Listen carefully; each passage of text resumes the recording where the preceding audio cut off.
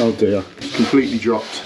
Yeah, no pressure at all in it. We had a few little drops on it yesterday. Went around, tightened up some valves that I could see going into the old system. Thought I got them all. Come back this morning, nothing. We're gonna have to fill it with water and see if a leak can show itself. The good thing downstairs is, as it's completely dry and swept downstairs, if there is a little drip or whatever, it would show up on this floor. Turn the electrician's love songs off. This was where it's connected to the original system, and yesterday they were leaking a little bit of air out of them 228mm, so tightened them up. They seem to all be good. There's no damp on the floor, and then there's a few other like existing fittings. Oh, but I've just felt a little drip on my hand. Yep. There you go. Found it, I think.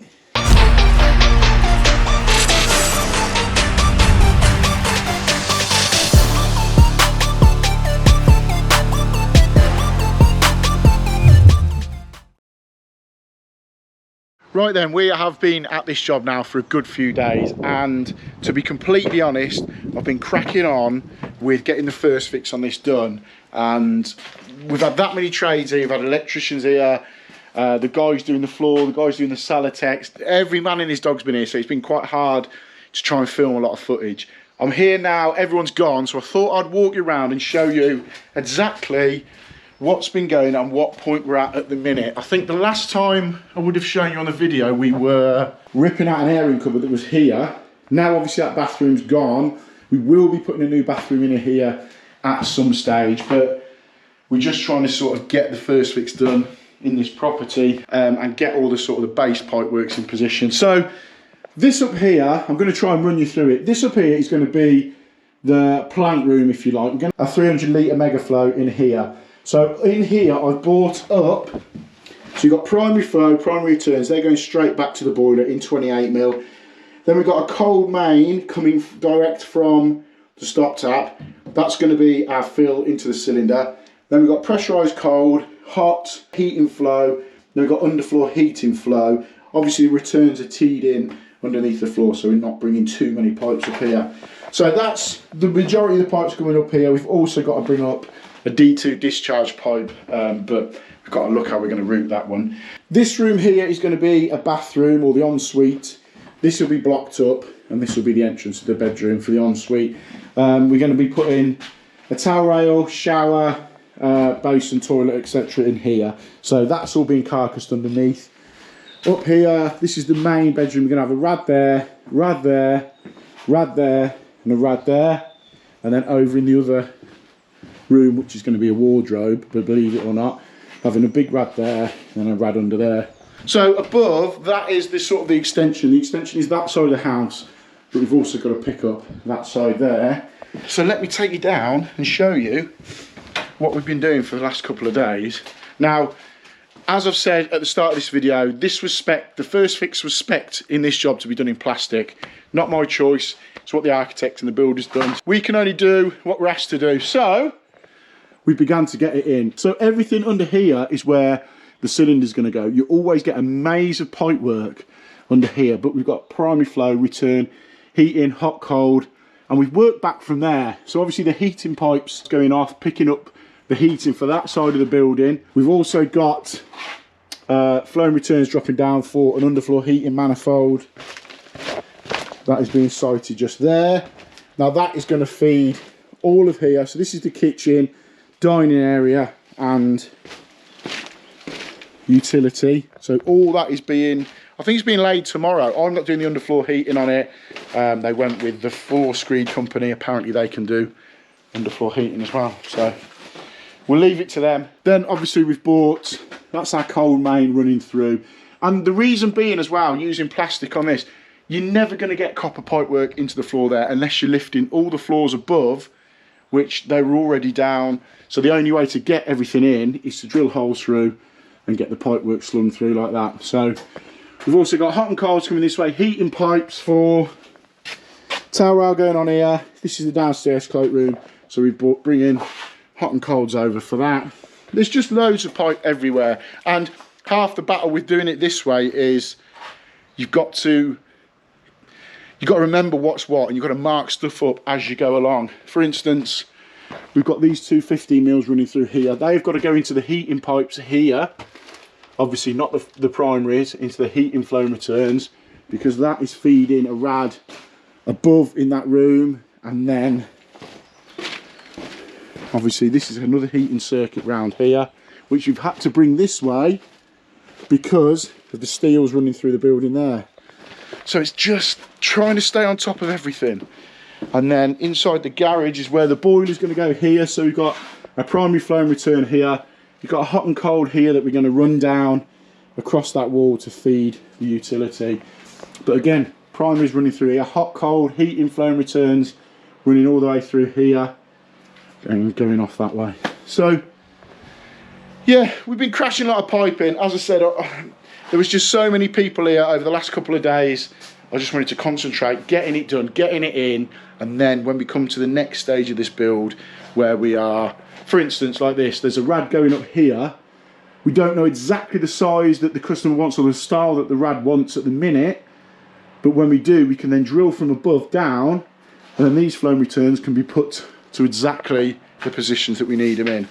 So it's just trying to get all the pipework in place to make life a lot easier in a couple of weeks' time. Plus we've got to get it all done before the borders come and start skimming. But we've made a bit of progress on it. So this video is basically an intro into what is going to be quite a big build, and I dare say it's going to be spanning probably the rest of the year and into the new year. We'll be doing the pressurised cylinder cupboard. Ben, my gas guy, my boiler guy, will be doing the boiler as always. But yeah, I just thought I'd show you this. Hope you've enjoyed it. It's something a little bit different. It's the start of a job that is going to be very interesting at all the stages of doing it, from the beginning, the second fix, to the bathroom install, to the cylinder install and all that. So make sure you subscribe to the channel for updates on this job and for all the other jobs that I've got going. Right, welcome back to the channel. Hope everybody is doing okay. I've snuck this little intro halfway into the video just to keep you all on your toes. Also, don't go anywhere, because I've got a little bit of a deal in a minute or so when I've finished doing my little intro for you. You won't want to miss it. That job that I'm on at the minute, the start of this video was filmed a while ago, and the next bit was filmed tail end of last week, I think. It's coming together, that job is. It's been massively hectic with the amount of people that are there, and I've been on that job, then off that job, and back on, trying to keep in front of the borders that are due to come in when I'm filming this in 2 weeks' time, I think. So we're trying to get everything done, tested, and in place before we can start the second fix, once it's all been plasterboarded and stuff. So trying to follow that timeline of also filming it can be a little bit tricky. But I hope you like it. It's just, usually it's a bit of a video that don't usually get to see, is all the pipe work and first fix stuff going in on a job of that sort of size. And as you'll see as well, the customer alters a little bit as we go along, which can be a bit of a pain sometimes, but luckily on this one it wasn't too bad. So hope you enjoy it. While I've got you, it's that time of year where UNILITE do me a little bit of a deal. So I think I did it last year as well. The SLR 1750, this is my favourite light from UNILITE. It is brilliant. I've had it ages. It's so good. Such a bright light. Got loads of different settings on it, as you well know if you've got one. Also, power bank in the top. So you're basically taking a power bank round with you. A great light. Flicks out. Magnet to anything. Little carabiner on the side. It's got... can't even shut it. So it's got everything you need in a light. That's why this is my favourite one. Now, it's on the UNILITE website for 100 quid. They always say to me, as a sponsor of the video, October, you can pick a product and we'll do you a mega deal on it. If you use my link that's in the description below, you'll get this light, not for 100 quid, half price, 50 quid delivered. It is brilliant. It is my go-to light. So hit that link below in the description, get the SLR 1750 for 50 quid, and as always, a massive shout out to UNILITE, sponsor of the channel. They've been sponsors for a while, and they're just a great company to work with, so I appreciate that massively. Right, let's get on with the video. Hope you enjoy it. As always, hit the like button, hit the subscribe button, and I'll catch you later. So then, it's been a few days, or I'm not sure how long the timeline on this video is going to be. It might be a week or two since we've been at this extension job. Now, I've just finished getting all the first fix pipe work in that we need to get in, and then I've begun pressure testing it. I've pressure tested it with air before water, just to make sure there's nothing dead obvious. If there's a very slight leak, then we will put some water through it. But hopefully, touch wood, plenty of it about with air, should be fine. So, as I said before, we've got onto the original pipework of the house here for the heating system. So I think if there's going to be an issue, because it was a gravity fed system before, we're going to be changing it to a pressurised system. So there could potentially be an issue that side. I'd like to think everything that we've got in is all good. As I said many times now, we've done it in plastic, but where all the pipework's going up through the floor, such as that, we're in copper for the rads. And then we've dropped down a wall here. This is going to be for a towel rail, but we just want to get out the ceiling space for now so that they can carry on getting the boarding done. We've got the main in here, so that can go through and connect onto the main when we're ready. But what I've done is got the test pump upstairs connected up. I'll take you up in a minute and show you. But hopefully everything is sort of done. The electricians are in here. But yeah, we've got the boiler position here, capped off, so everywhere has been looped together, so the whole lot is full of air, up to 10 psi at the minute. I'll take you up and show you exactly how we've done it. So we've also got a pressurised cylinder just put into position so we can work out where the D2's got to go. We're going to send that down there, D2's there. So what we've got is all the pipework coming up here. I've put speed fittings on just to tee everything all together, so we've got the one feed going in so we can completely test it. And as you can see at the minute we're at 10 psi. So I've teed all the feeds in, primaries, heating, hot, cold, incoming main cold, underfloor heating. It's all teed together so we can pressure the whole house up, all that side, existing side, all this side. All the rad positions are in. We've brought pipework up exactly where the rads are going, so we should have everything in now. Once this is pressure tested and holding, it's been on 10 psi now for probably an hour or so and it's not moved. So what we're going to do is leave this on overnight, come in first thing in the morning. If it's all good, then we know all the pipework's done, and then they can begin boarding the ceilings down below and cracking on with that.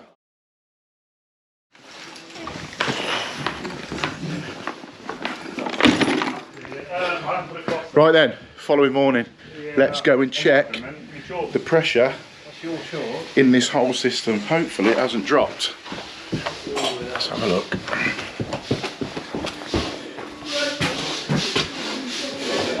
Oh dear. It's completely dropped.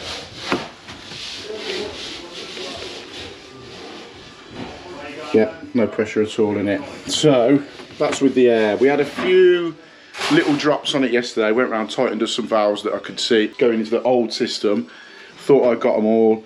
It was holding pressure when we left last night, but come back this morning, nothing. So I'm going to pressurise it up now, and then what I'm going to do with it is we're going to have to fill it with water and see if a leak can show itself, because everything we've done downstairs, to be fair, I'm 99% sure all that's fine. It's where we've gone into the existing house. There could be a tiny little weep on anything or whatever that we can't see with just air alone. And as I said before, this one was on a gravity fed system, and we're now obviously going to pressurise it up. So let's pump some more pressure into it for now. Let's get the water set up. Let's get this filled up with water. Put a lever valve on here. Then we can pressurise the water that's in the system, if that makes sense. So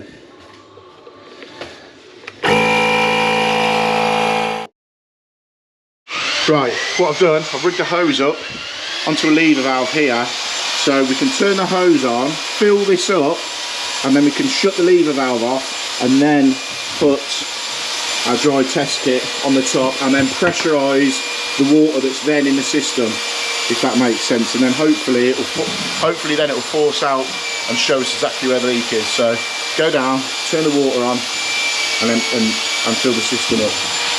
Right then, we've got the hose on this now, pumped a load of water into the system. I'm going to shut it off there. I've turned the hose off down at the tap, and then I'm going to connect the pressure gauge and dry test kit. A lot of people have asked about that actually. I've got it from Tool Station, just a dry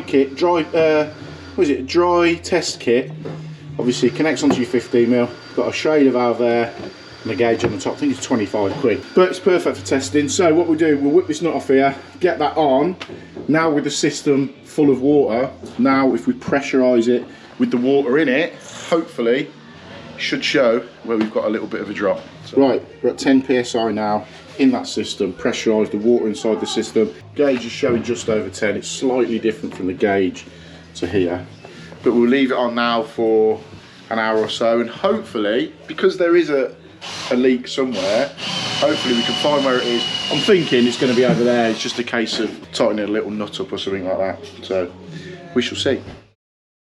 The good thing downstairs is, as it's completely dry and swept downstairs, if there is a little drip or whatever, it would show up on this floor. That was my, let me just turn the electrician's love songs off. Yeah, if this was where it's connected to the original system, and yesterday they were leaking a little bit of air out of them 228mm, so pasted them up a bit more, tightened them up. They seem to all be good. There's no damp on the floor, and then there's a few other like existing fittings. Oh, there's a few other. Oh, there's a few other existing fittings there that I thought it might be, but I've just felt a little drip on my hand. Yep. There you go. Found it, I think. It is from there. Oh. Right, I think I might have got it. Let's go upstairs, have a look. Where's my grips? I think we might have got it, boys. I think so.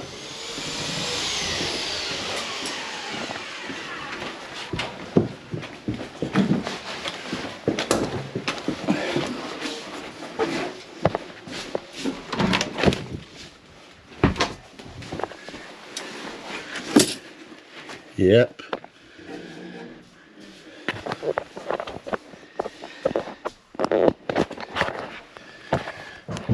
I think, yeah, that floor's wet.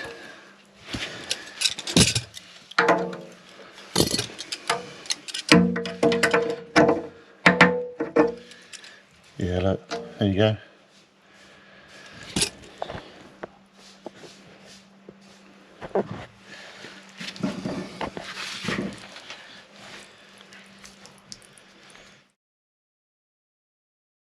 Right, I've sorted that little issue with that rad. It was just passing ever so slightly, which hopefully is what was causing it to drop. So we'll repressurise it up now.